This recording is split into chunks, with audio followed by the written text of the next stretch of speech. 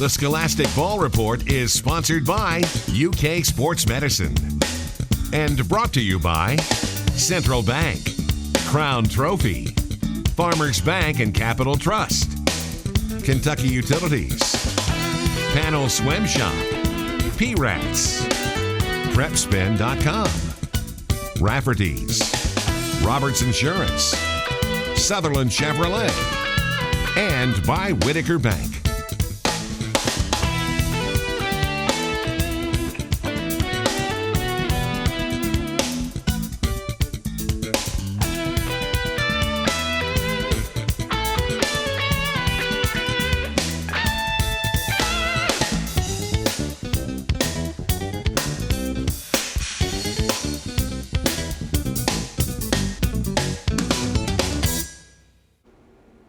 And welcome into the Scholastic Ball Report. Gary Ball with me, of course, from Anderson County. You know he's here. He's Coach Drury, and you got a fine basketball team this year, Well, Coach. thank you very much, but also thanks for having us over. It's a pleasure to be here, and it's an honor to be here, Gary. Great to have you back on. I know it's been a few years, but you got a fine basketball team this year, sitting 11-4 right now. We feel good about it. Yeah. We feel like we're developing. We're coming 5-1. We're getting better every time we go out. We feel like at the end of it, we can make a run at the postseason. Well, that's all you want to do, isn't it, Coach? You want to have a chance to be there. Yes, sir. We want to have a chance. And also our scholar athletes are from Danville High School. Coach Menifee, boy, he does a great job there at Danville. I mean, everybody in that region knows how good they are. But not only that, he's brought the Walkers, no relation. There's 3 of them, and all of them are just outstanding in the class there. You ain't going to find a better coach than Coach Menifee. And I'm telling you, over at Danville and the things he's able to do with the athletes he's got, he is a fine young man, at the same time an excellent coach. Well, they can score the basketball, can't they? It always helps when you put it in all. I'm telling you, it always helps. And Coach, we're going to head down 27. That's my favorite route. I was down that way last night, played tennis down there in Nicholasville. The Sutherland Chevrolet Drive of the Week has become a staple the last several years on the show. You never know who's going to be on the Sutherland Chevrolet Drive of the Week. No, you never know, do you? And I've got a couple over here that can really drive the basketball, so that always helps too. That's right. Walker Terhune is with us. He's from UK Sports Medicine. He's going to keep us in the game. And Coach, in the wrap, we're going to have one of your outstanding players who's going to help me do the top 10. Dylan Putman. He's going to do the top 10 with you. He'll do a great job. He will. There's no doubt in my mind. All that's coming up on the show. Of course, we have the best highlights in the state of Kentucky. We call it Game Time here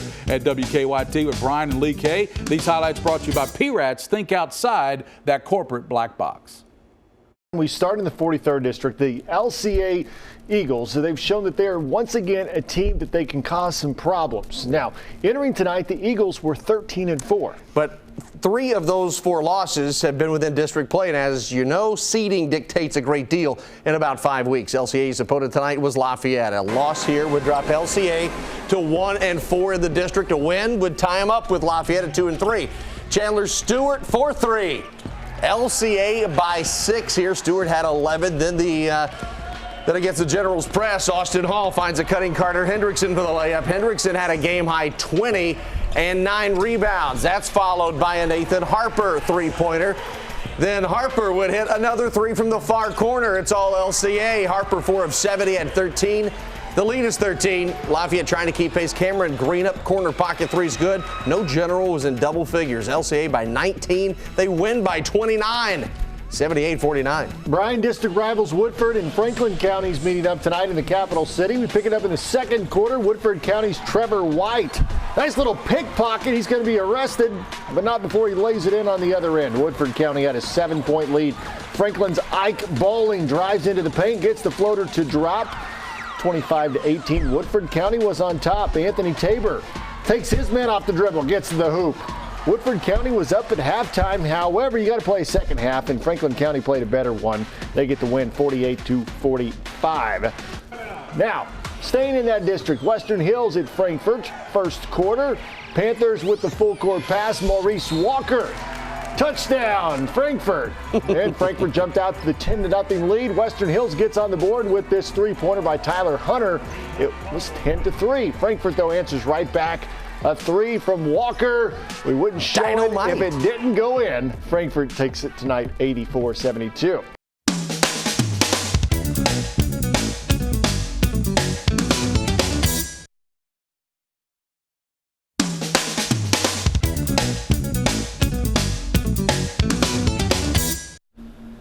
Welcome back in with my intern from Lafayette, Gary Ball. Joe Hurt here from Lafayette High School, my intern. And also want to thank Bob Roberts Insurance. That's right, they're out in Richmond, Kentucky. They're on Main Street.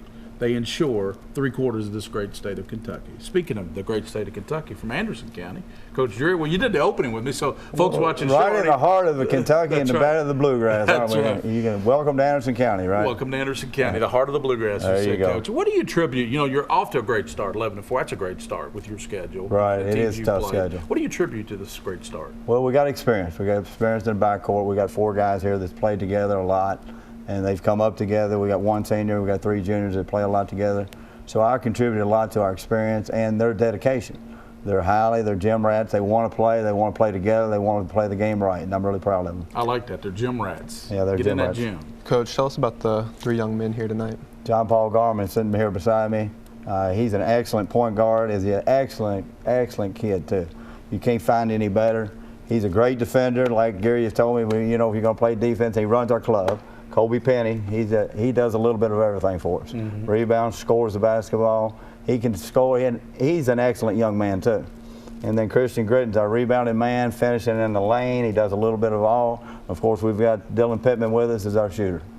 Let's start with Mr. John Paul here. First off, it got my attention when you said you're the point guard, because that's what I played in high school. Okay. So tell us about your game and how it works in the team concept there at Anderson County. Well, I just try to run the point as good as I can. And I try to drive, kind of get a help off the other defenders and make kick-out passes for the open shot. It seems like when you're driving, that sucks in that defense. And there's always somebody open on the corner that you can kick it out to. Yes, sir. Kobe, based on preseason, did you feel this was going to be a good season? Yes, sir. Well, he's put in a lot of work this year, and it's really paid off. Gets rebounds, can score anytime, brings the ball up the floor, sets us up on our offense, drive, kick out. He can shoot the ball as well as he can too. Mr. Dillon over there, who's going to do the rap with us. But you're being humble. I got to mention, Coach, we forgot to mention, 43 earlier this week in a game. That was a career high. C.J. Penny, who's your brother, right? He was an outstanding player at Anderson County. He was. Really Penny boys have made me look good. And let's get down to Christian. You know, one thing I noticed when you came in, you're 6'5", 6'6". So I said you got to be a rebounder. What do you feel is the strength of this team, and what is your main role in that team? I think the strength of this team is our team chemistry. You know, we've all been playing together for a number of years, and we know each other well. We know how we all play, and so I think it really helps out a lot. And my role, I'm the rebounder, as you said, and I'm our inside threat as well. Yeah. Coach, what are you going to work on prior to districts and region? Well, first of all, playing 5 is 1, in which we're doing better and better all the time. Defensively, we've got to get better in that area and taking care of the basketball. Our Achilles tendon is times we're a little careless with the basketball. Of course, if you do these simple things, you play good defense, take care of the basketball, rebound the basketball, and shoot good shots, you have a shot every night you come out there. And coaching, you're only as good as your players. And these players have made me look real good, and I'm really proud of them. Kobe, I got to ask you, okay, with a brother like CJ, what has he done to help you with your game? I mean, we go to the gym pretty much every night, have a 2-hour workout, shoot the basketball every day, do strength and conditioning all the time. I'm sure if they played one-on-one, that's helped his game, right, Coach? Oh, yeah, there's no doubt. And they want to see who's the better of the two. So. Exactly. And CJ's helping us out now. He's helping us. He's one of our assistants. I saw that. And, Coach, always great to see you. No, the pleasure's ours. Thanks for coming on the show. Thank you guys, very much. You're doing a great job there, and good luck the rest of the season. We hope we see you at the Sweet 16. Well, we want to be there. That's the Bearcats of Anderson County. And when we come back on the Scholastic Ball Report, we'll be joined by our scholars from Danville High School.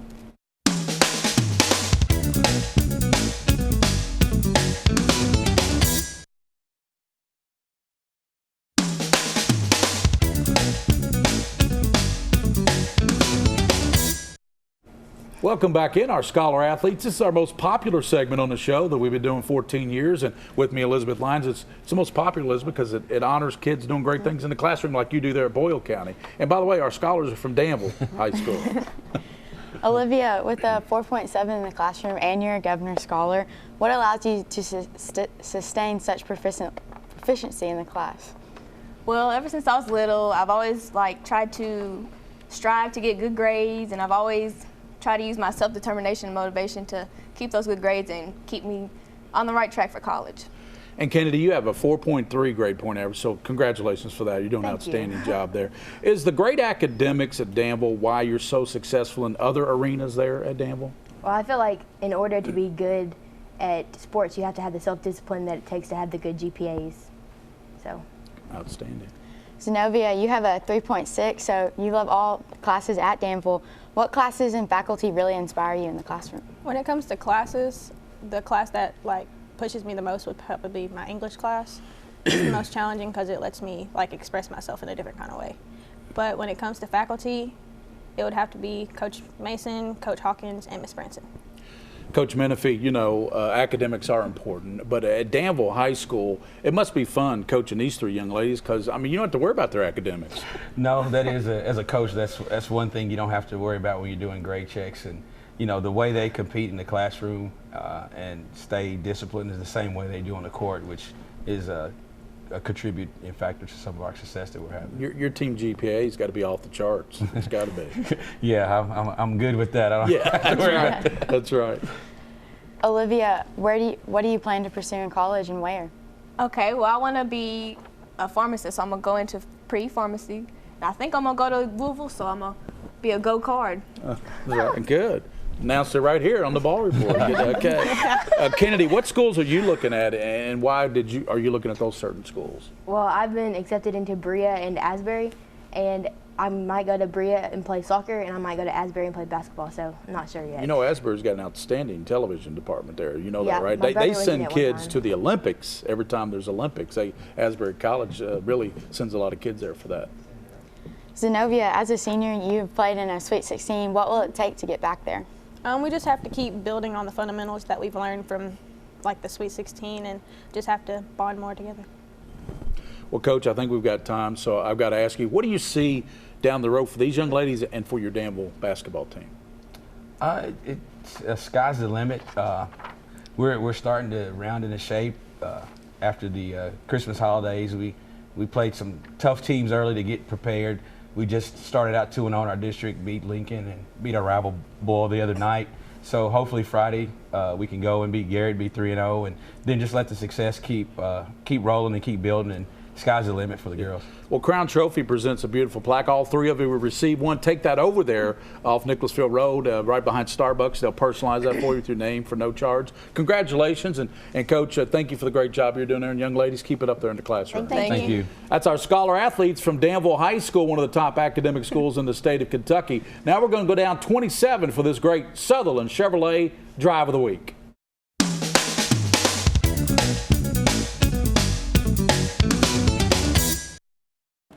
Let's take a look at our Sutherland Chevrolet Drive of the Week. It's one of the best rivalries in Central Kentucky. Montgomery County at Clark County, and the Cardinals' Jordan Graham gets the steal, the Euro step, and the basket. He had 25 as Clark County ends an 11-game losing skid to Montgomery County, 56-44. Congratulations, Jordan Graham. That steal, Euro step, and basket is the Sutherland Chevrolet Drive of the Week.